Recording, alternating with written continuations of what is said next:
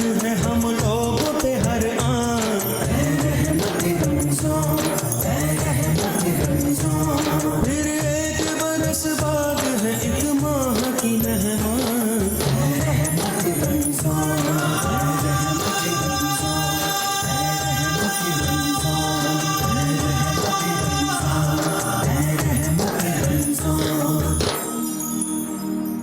औज़ुबिल्लाहि मिनश्शैतानिर्रजीम बिस्मिल्लाहिर्रहमानिर्रहीम। अस्सलामु अलैकुम नाज़रीन।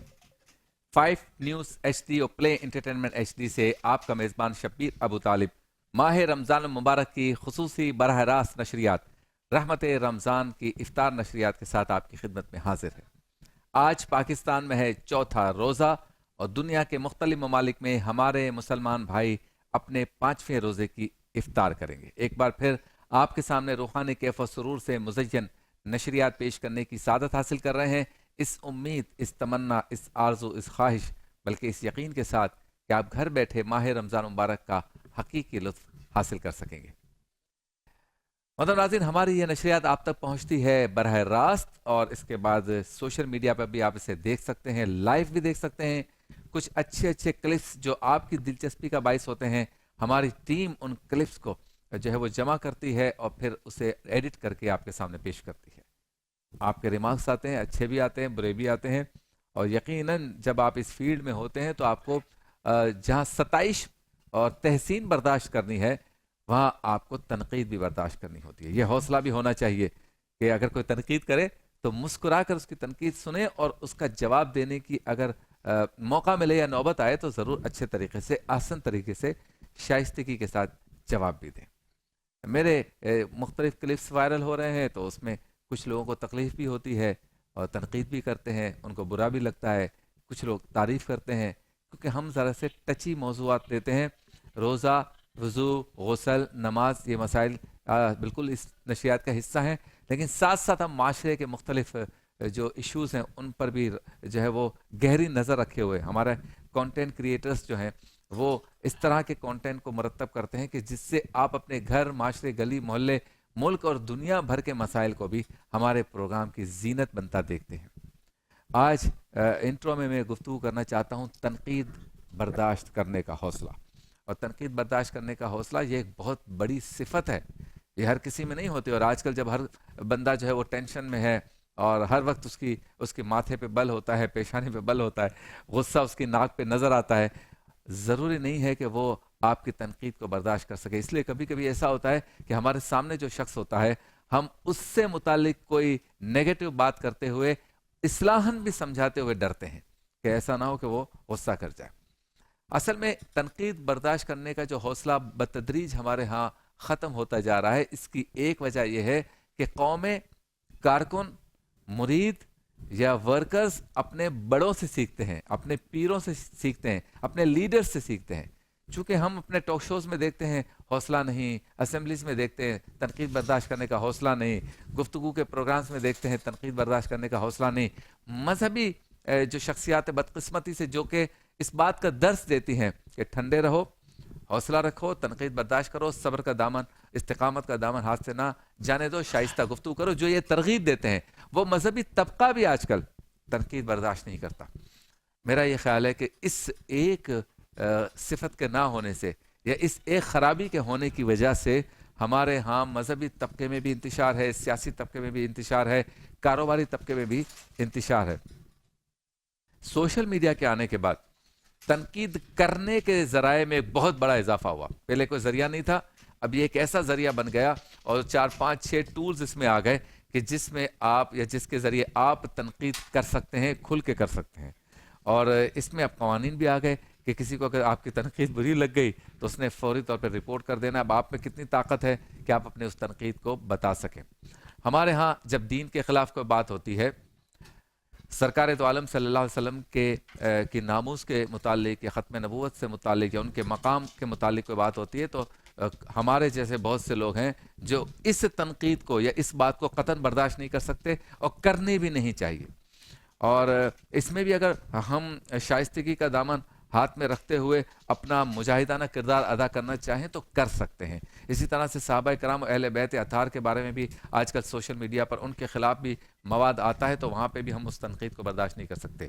لیکن میں بات کر رہا ہوں اب ہماری روزمرہ زندگی میں، باپ بیٹی، ماں باپ، میاں بیوی، بہن بھائی، اسی طرح کاروباری پارٹنرز، اسی طرح سے مختلف خانقاہوں کے مریدین، معتقدین، پیران اعظام، علماء کرام، مختلف مسالک کے علماء کرام، ان سب کو چاہیے کہ ایک دوسرے کی بات کو سنیں. ہم سب کو چاہیے کہ ایک دوسرے کی بات کو سنیں، اور اگر ایمان کا کوئی معاملہ نہ ہو اور صرف ایک گفتگو، ایک بحث و مباحثے کے ذریعے کوئی حل نکلتا ہو، تو ٹھنڈے دماغ اور اچھی گفتگو کے ساتھ ہم اس تنقید کا سامنا بھی کریں، اور اپنے دلائل کی بنیاد پر، شور اور آواز کی بلندی کی بنیاد پر نہیں، دلائل کی بنیاد پر ہم اس تنقید کا جواب دیں.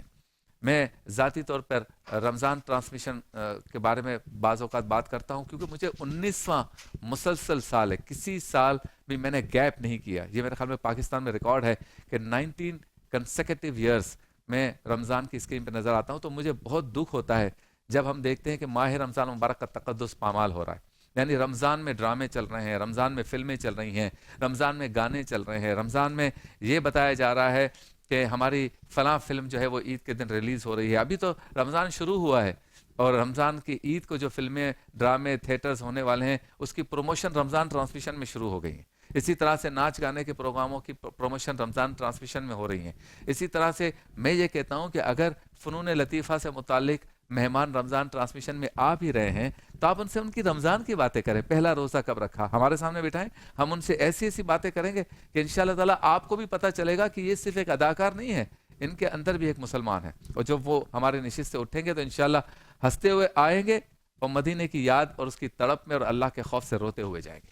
تو یہ تو آپ میں کمال ہونا چاہیے. لیکن ہوتا یہ ہے کہ ہم ان سے بھی وہی باتیں کرتے ہیں رمضان کی ٹرانسمیشن میں جو پورا سال کرتے ہیں. تو اس طرح جب ہم کو ایسی بات کرتے ہیں تو لوگ ہم پہ تنقید کرتے ہیں. بھائی یہ اصول میرے بنائے ہوئے نہیں ہیں، نہ میرے باپ دادا کے بنائے ہوئے، یہ شریعت کے اصول ہیں، ہم اس پر بات کرتے ہیں. رمضان کے تقدس کا خیال رکھنا چاہیے، ہمارے تمام پروگرامز کو رمضان کے تقدس کا خیال رکھنا چاہیے. اب ایک نیا معاملہ نکل آیا ہے کہ بھئی یہ تو فیملی شوز ہیں. بھئی فیملی شوز ہیں، لیکن اس میں بے پردگی اور بے حیائی اور بے شرمی کی اجازت کیسے دے سکتے ہیں؟ پورا سال نہیں دے سکتے، تو رمضان میں تو بالکل بھی نہیں ہونا چاہیے.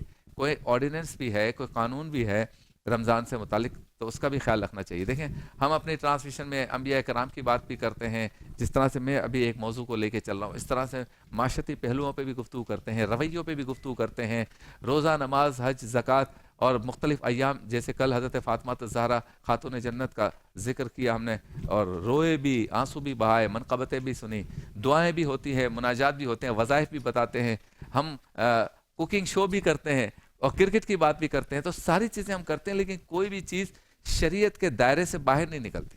تو اگر سارے ہی اس طرح سے کریں تو کیا بات ہے؟ تنقید برائے تعمیر مقصد تھا.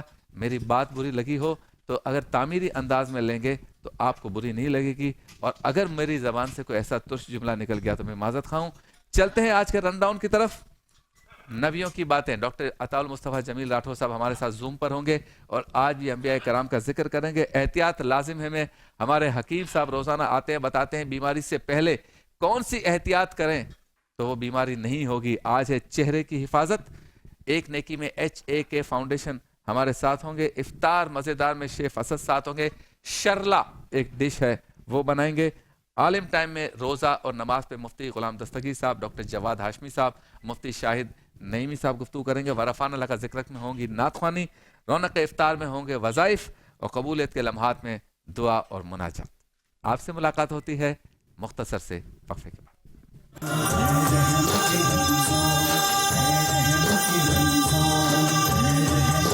ویلکم بیک، خوش آمدید. ایک بار پھر آپ کی خدمت میں حاضر ہے، اور وقت ہو گیا ہے اس سیگمنٹ کا کہ جس میں ہم صحت کی بات کرتے ہیں اور ہیلتھ کی بات کرتے ہیں، بیماریوں کی بات کرتے ہیں، بیماریوں سے بچنے کی بات کرتے ہیں، اور کیا کیا احتیاط ہمیں کرنی چاہیے بیماریوں سے بچنے کے لیے، اس کی بات کرتے ہیں. ہم اس سیگمنٹ کے اندر ہم حکیم شاہ نذیر صاحب کو مدعو کرتے ہیں، اور کوشش ہماری یہ ہوتی ہے کہ بیماری ہونے کے بعد کے جو نسخے ہیں، بیماری ہو جائے اس کے بعد جو ٹریٹمنٹ کی بات ہے، بیمار ہو جائے بندہ، اس کے بعد ہاسپٹل کس ڈاکٹر کو لیں، کون سی میڈیسن لیں، کون سی غذا لیں، اس پر بات کرنے کے بجائے یا اس پر بات کرنے کے ساتھ ساتھ زیادہ فوکس اس پر بات کرنے پر ہم کرتے ہیں کہ بیمار بندہ نہ ہو، بیماری نہ ہو، بیماری ہم تک نہ پہنچے، اس کے لیے کیا کیا احتیاط کرنی چاہیے. اور یہ اپنی نوعیت کا ایک اہم اور انوکھا سیگمنٹ رہا اس حوالے سے کہ بیماری سے پہلے احتیاط کیا لازم ہونی چاہیے، اس پر بات کی جائے. حکیم صاحب تھوڑی دیر میں تشریف لائیں گے تو انشاءاللہ تعالی آج ہم گفتگو کریں گے چہرے کی حفاظت پر. اور کہتے ہیں نا کہ آخر جو ہے لوگ کسی بھی پرسنالٹی کا چہرہ ہی دیکھتے ہیں. ہم جب کسی سے ملاقات کرنے جاتے ہیں تو سب سے پہلے اس کی نگاہ ہمارے چہرے پہ پڑتی ہے. تو چہرہ ہی اگر ہم ایسا رکھیں کہ جس کی کوئی حفاظت نہ ہو، یعنی کہ یہ جسے گال ہیں، ہونٹ ہیں، آنکھوں کے نیچے ہلکے ہو جاتے ہیں، اس کی جو بات ہے، پیشانی کی بات ہے، داڑھی جیسے ہماری آتی ہے مردوں کی تو داڑھی سے متعلق کوئی بات ہے، یا کان ہے، کلر ہے چہرے کا، تو چہرے کی حفاظت جو نہیں کرتا اس کی باقی پرسنالٹی بیکار ہے. آپ کتنی ہی اچھی پوشاک پہن لیں، لباس پہن لیں، اچھے سے اچھے آپ نے جوتے پہنے ہوئے ہوں، آپ کی گفتگو بھی شاید بہت اچھی ہو، لیکن اگر آپ کے چہرے سے وجاہت نہ جھلکے، آپ کے چہرے پر وہ رانائی نہ ہو، وہ خوبصورتی نہ ہو، اور وہ صفائی نہ ہو، اور وہ چمک نہ ہو آپ کی آنکھوں میں، آپ کے چہرے پر، تو آپ کی پرسنالٹی جو ہے نا اس سے ڈیمیج ہوتی ہے. لہٰذا اپنے چہرے کی حفاظت کرنے کے لیے آج کل آپ دیکھتے ہیں بڑے بڑے کلینکس کھلے ہوئے ہیں، ایستھیٹک کلینکس کھلے ہوئے ہیں، ہزاروں لاکھوں روپے اس میں لیے جاتے ہیں. بالخصوص ہماری خواتین جو ہے وہ ان کلینکس پہ بہت زیادہ جاتی ہیں، اور بچوں نے کورسز بھی کیے ہیں، باہر سے پڑھ کے آ رہے ہیں اسی معاملے پر. اور پھر اب ایڈوانس ٹیکنالوجی ہو گئی کہ آپ کی ناک بھی تبدیل ہو جاتی ہے، آپ کے جو کیل مہاسے ہوتے ہیں وہ بھی ختم ہو جاتے ہیں لیزر سے. اس کے علاوہ یہ جھریاں پڑ جاتی ہیں، کسی نہ کسی دن تو بوڑھا ہونا ہی ہے، تو اس بوڑھے پن کو یا بڑھاپے کو چھپانے کے لیے بھی اسکن کو ٹائٹ کرنے کی بھی چیزیں آ گئی ہیں. کریمز بہت زیادہ آ گئیں مارکیٹس میں، سیرم بہت زیادہ آ گئے، اور کریم اور سیرم کے بعد اب سرجریز آ گئیں، پھر لیزر سے اس کا علاج آ گیا. تو چہرے پر آج کل بہت زیادہ کام ہو رہا ہے، اور چہرے سے متعلق جو ہے وہ پوری دنیا میں بہت زیادہ تجربات بھی ہو رہے ہیں. چہرے سے متعلق پوری دنیا میں بہت زیادہ ایجوکیشن عام ہو گئی، اور بڑی بڑی مارکیٹنگ کمپنیاں اس میں جو ہے وہ انوالو ہو گئیں. اس میں خیال یہ رکھنا ہوتا ہے کہ اگر آپ نے غلط ٹریٹمنٹ کر لیا، غلط کریم لگا دی، غلط سیرم لے لیا، غلط دوائی لے لی، تو پھر چونکہ یہ چہرہ ہے اس نے نظر آنا ہی ہے. آپ کی کونی پہ کوئی پرابلم ہے، آپ کے پشت پہ کوئی پرابلم ہے، آپ کے گھٹنے میں کوئی پرابلم ہے، آپ نے کوئی دوائی لگائی، نشان آ گیا، کوئی مسئلہ نہیں، کونی بھی نہیں نظر آتی، پشت بھی نظر نہیں آتی، گھٹنا بھی نظر نہیں آتا، پیٹ بھی نظر نہیں آتا. لیکن یہ چہرہ ہے، اگر آپ نے غلط دوائی استعمال کر لی اور اس پر کوئی داغ ایسا لگ گیا جو انمٹ ہو، جو ریموو نہیں کیا جا سکتا، تو یقیناً پھر یہ نظر آئے گا، اور ایک غلطی پھر آپ کو پوری زندگی جو ہے اس کا پچھتاوا رہتا ہے کہ یہ داغ یا یہ جو نشان میرے چہرے پہ آ گیا یہ غلط ٹریٹمنٹ سے ہو گیا. تو ہمارے ملک میں چونکہ لائسنسنگ کا بھی کوئی بہت زیادہ پختہ نظام نہیں ہے کہ بھئی کون کلینک کھول سکتا ہے، کون دواخانہ کھول سکتا ہے، کون لیزر کے ذریعے علاج کر سکتا ہے، کون یہ کریم جو ہے وہ استعمال کرنے کے لیے یا بیچنے کے لیے یا فروخت کرنے کے لیے آتھورائزڈ ہے. اس طرح کی کوئی چیز یا لائسنسنگ کا کوئی پختہ نظام ہمارے ملک میں نہیں ہے، تو اس لیے جس کا جب بھی دل چاہتا ہے وہ ایک کریم لے کے آ جاتا ہے. دکانیں کھلی ہوئی ہیں، لوگ جا کے لے پی لیتے ہیں، مارکیٹنگ کے لیے وہ پیسہ خرچ کرتے ہیں اور کہتے ہیں 15 منٹ میں آپ کا کلر گورا ہو جائے گا، 2 دن میں ہو جائے گا، 3 دن میں آپ کے ماہ سے ختم، 1 ہفتے کے اندر آپ کا چہرہ تبدیل ہو جائے گا، شائننگ آ جائے گی، ہلکے 3 دن میں ختم ہو جائیں گے، رات کو آپ لگا دیں صبح آپ کے ہلکے ختم. اس طرح کی جو ہے نا وہ جاذب نظر اور جس کو ہم کہتے ہیں نا کہ خوبصورت ورڈنگز کے ساتھ ایڈورٹائز بنائی جاتی ہے کہ لوگ اس کا شکار ہو جاتے ہیں. شکار ہونے کے بعد جب اسے لگا لیتے ہیں اور کوئی چیز آپ کو مضر ہو جاتی ہے، اس کے سائیڈ ایفیکٹس آنا شروع ہوتے ہیں، چونکہ وہ میڈیکیٹڈ تو ہوتی نہیں ہے، نہ کسی بڑے ادارے نے اس کو ریکمنڈ کیا ہوتا ہے، تو اس کے بعد ہم روتے رہتے ہیں. رونے کے بعد ہمارے پاس کوئی ایسا نظام نہیں ہے کہ کمپلین کی جائے، اور کمپلین کرنے کے بعد ہم اس کے متعلق کوئی قانونی چارہ جوئی کر سکیں کہ میرے چہرے کا یہ حال ہو گیا. ابھی پاکستان کے ایک بہت ہی مشہور آرٹسٹ ہیں، ہمارے چینل پہ بھی انہوں نے پروگرام کیے ہیں، وہ اپنے ہیئر ٹرانسپلانٹ کے لیے کسی کے پاس گئے اور وہ ہیئر ٹرانسپلانٹ اتنا خراب ہو گیا کہ ان کے سر پہ زخم ہو گئے. اب جہاں تک میری معلومات ہے وہ ایک معروف ڈاکٹر تھے شاید، لیکن کہنے کا مطلب یہ کہ یہاں پہ جو ہے وہ کمپنسیٹ کرنے کا تو کوئی نظام نہیں ہے نا. آپ کا چہرہ خراب ہو گیا، آپ کا سر خراب ہو گیا، بال خراب ہو گئے، تو کمپنسیٹ کس سے کریں گے؟ کون سا ایسا ادارہ ہے جو آپ کے ساتھ کھڑا رہے گا اور آپ کو جو ہے وہ اس کا کوئی تدارک کرنے کا نظام بنا کر دے گا؟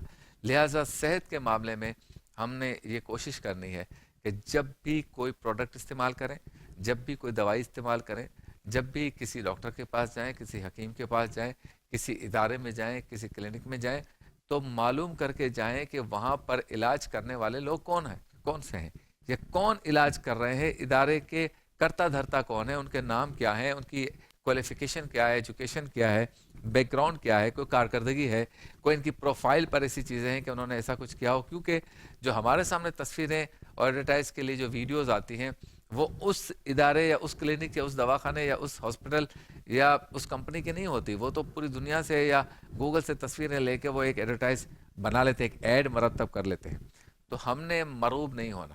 ہم یہاں پہ اس پلیٹ فارم پر جب حکیم شاہ نذیر صاحب کو بلاتے ہیں یا دیگر ہم نے جو بھی ہیلتھ ایکسپرٹس کو بلایا ہے اب تک، تو ہم نے کوشش کی ہے کہ وہ اس معاشرے کے جانے پہچانے ہوں، ان کا اپنا ایک ادارہ ہو، کوئی ان کی پروفائل پہ چیزیں آپ کو نظر آئیں کہ انہوں نے کیا کام کیا ہے، کیا خدمت کی ہے، کیا ان کے پروڈکٹ سے فائدہ ہوا ہے لوگوں کو، اور پھر فیڈ بیک بھی آتا رہے. ہم ہمارے پروگرامز میں، بلکہ ہمارے پورے چینل پہ جتنے لوگ بھی آتے ہیں ان کے فیڈ بیک بھی ہمیں ملتے رہتے ہیں، کہ لوگ تعریف بھی کرتے ہیں کہ فلاں آپ کے سیگمنٹ میں، فلاں آپ کے پروگرام میں فلاں حکیم، فلاں ڈاکٹر، فلاں ہیلتھ ایکسپرٹ آئے تھے، ہم نے ان کے مشورے پر عمل کیا تو ہمیں یہ فائدہ ہوا. تو یہ فیڈ بیک آپ کو بتاتا ہے کہ آپ کس طرح کے لوگوں سے اپنے پروڈکٹس لے رہے ہیں. چہرے کی حفاظت ہمارا آج کا موضوع ہوگا. ایک مختصر سا وقفہ لیتے ہیں، وقفے کے بعد انشاءاللہ ہمارے ساتھ حکیم شاہ نذیر صاحب ہوں گے. پہلے چلتے ہیں سیگمنٹ کی طرف، اور سیگمنٹ ہمارا ہوگا احتیاط لازم ہے.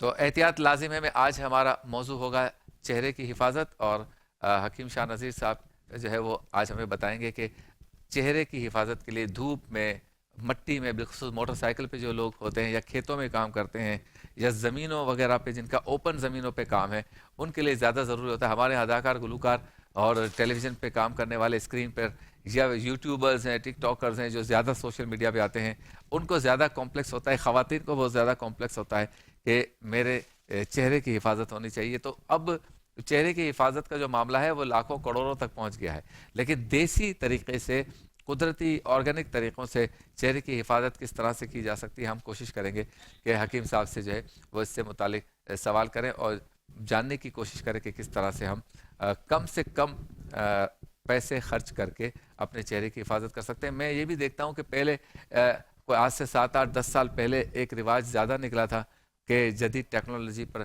مبنی چیزیں لگائی جائیں، لیکن آہستہ آہستہ دوبارہ دور اپنے آپ کو ریوائیو کر رہا ہے، اور اب نوجوان بچے اور بچیاں بھی آرگینک طریقے پہ جا رہے ہیں.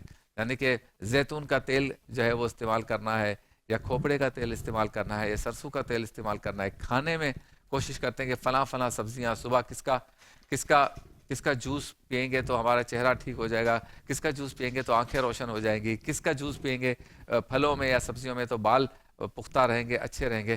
تو اب ہماری نوجوان نسل بھی آرگینک طریقوں پہ آنا شروع ہو گئی ہے. ایگریکلچر میں بہت زیادہ تبدیلی آ گئی، کھانے پینے کی چیزوں میں بہت زیادہ تبدیلی آ گئی، جس سے اب جو ہے وہ سارے کے سارے علاج آرگینک ہونا شروع ہو گئے. چلتے ہیں بریک کی جانب، بریک کے بعد حکیم شاہ نذیر صاحب.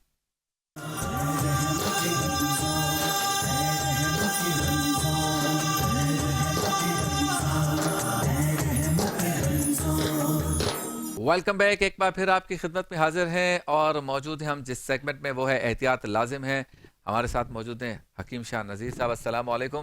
وعلیکم السلام. آج کا موضوع ہے چہرے کی حفاظت. جی ہاں. اگر چہرے کی حفاظت نہیں کی تو پھر پرسنالٹی کیسی اچھی کیوں نہ ہو، چہرہ ہی نہیں نظر آئے گا، دیکھنے کے منہ دکھانے کے قابل نہیں ہوگا، یہ بھی بات تو کیا کریں گے؟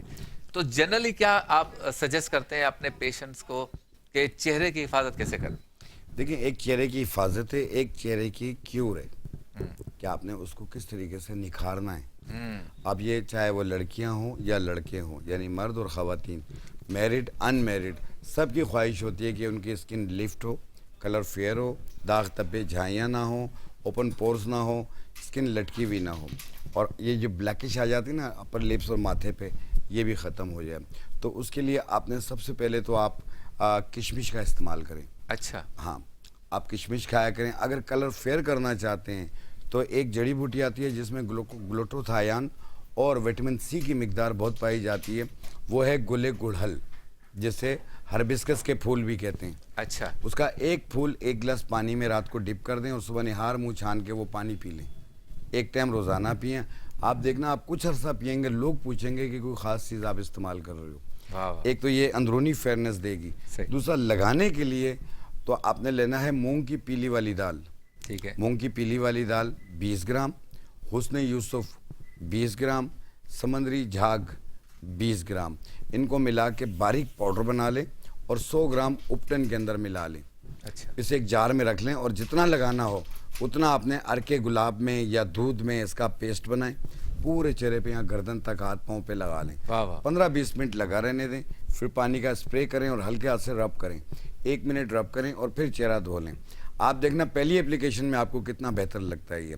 اور اسے کنٹینیو کچھ دن یوز کر لیں، میکسیمم 10-12 دن، یا عید تک کر لیں. عید پہ گورے گورے نظر آئیں گے. اچھا یہ بتائیں، نیچرلی بہت سے لوگوں کا چہرہ ایسا ہوتا، ہم پوچھتے ہیں کیا لگایا ہے، وہ کہتے ہیں میں نے تو کبھی بھی کچھ نہیں لگایا، تو ان کا چہرہ ایسا کھلا کھلا کیوں ہوتا ہے؟ دیکھیں اس کی وجہ یہ کہ ایک تو نیند پوری کرتے ہیں، پانی کا ٹیک زیادہ رکھتے ہیں، اس لیے ان کے چہرے پہ آپ کو ڈرائنس نظر نہیں آتی.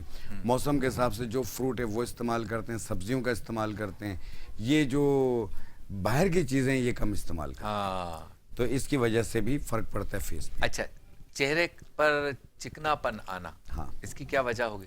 دیکھیں یہ وہ ہوتی ہے، اس میں سیبمز ہوتے ہیں جو کہ آپ کے آئل آ رہا ہے چہرے پہ، اور اس کو ٹھیک کرنے کے لیے، اور باقی لوگوں کو باڈی پہ بھی اسمیل بھی محسوس ہوتی ہے، آئلی بھی ہو جاتا ہے، آئلی بھی. تو آپ نے ارکے گلاب لیں اسپرے والا، اس میں لال پھٹکڑی 1 مٹر کے دانے کے برابر ڈال دیں اور ہلا لیں. پھر یہ آپ اسپرے آپ اپنے فیس پہ کریں اور ٹیشو سے خشک کریں. آپ دیکھیں کافی حد تک صاف ہو جائے گا، اسی ٹائم پہ ہوگا، اور پوری باڈی پہ بھی کر سکتے. چلیں، احتیاط لازم ہے. تو یہ بتائیں کہ وہ کون سا فروٹ ہے جس کے بارے میں آپ سجیسٹ کریں گے کہ چہرے کو اچھا رکھنا ہے تو یہ فروٹ کھاؤ بھی اور اس کا جوس بھی بناؤ؟ دیکھیں ایک تو آپ سب سے بہترین ہے کنو.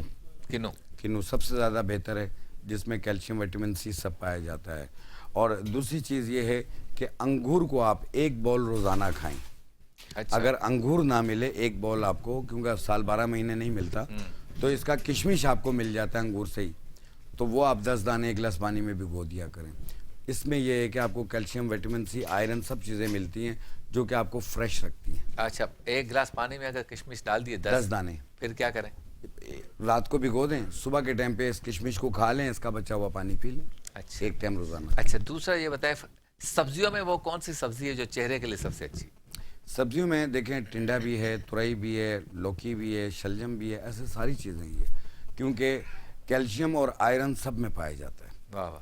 تو اس لیے سبزیوں کا تو بے دریغ استعمال کریں آپ. اچھا، آنکھوں کے نیچے جو ہلکے ہوتے ہیں، ہاں یہ بہت اسپیشل، جیسے ہم ٹرانسمیشن کر رہے ہیں آج کل، نیند کا حساب کتاب کوئی نہیں ہے، تو آنکھوں کے نیچے ہلکے آ جاتے ہیں. اسی طرح سے بہت سے لوگ ہیں جن کا ٹریول بہت زیادہ ہوتا ہے، گاڑی چلانے کا کام بہت زیادہ ہے، ان کے بھی آنکھوں کے نیچے ہلکے بہت سے ہوتے ہیں. کوئی ایسا نسخہ بتا سکتے ہیں آپ کہ یہ ہلکے ہوں ہی نہ، ایسی احتیاط کریں، اور اگر ہو گئے تو پھر یہ علاج؟ دیکھیں ایک ہزارہ، ایبٹ آباد اور ان جگہوں پہ KPK کے تمام علاقوں میں ایک درخت ہے جسے سنبلو کہا جاتا ہے، جسے سنبل بھی کہتے ہیں. صحیح. اس کا پھل ہوتا ہے، جب لال ہوتا ہے تو کھٹا ہوتا ہے، اور وہ بھی بالکل کشمش کی طرح ہوتا ہے، کیک میں بھی ڈلتا ہے، اسے کرن بھی کہتے ہیں. اچھا. اور یہاں پہ اسے زرش کہا جاتا ہے. اچھا. اس کا 1 چمچ 1 گلاس پانی میں ڈپ کر دیں، رات بھر پڑا رہے، صبح کے ٹائم پہ وہ کھا لیں، اس کا بچا ہوا پانی پی لیں. آپ دیکھیے گا، آپ 10-15 دن یوز کریں، آپ کے ڈارک سرکلز ختم ہو جائیں گے. کیا بات. آپ 1 مہینہ یوز کر لیں، کوئی نقصان والی چیز نہیں ہے، غذا ہے یہ. اور یہ بھگو کے پینا ہے روزانہ 1 ٹائم.